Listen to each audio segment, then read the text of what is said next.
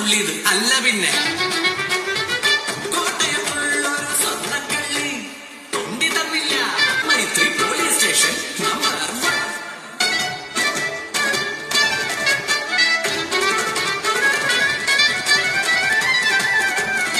ഈ പയ്യന്റെ അമ്മയോട് കേസാക്കിടല്ലേ പുനരഹരി തകർത്തോരൻ പൊന്നുപോൽ മടിയിൽ കിടത്തി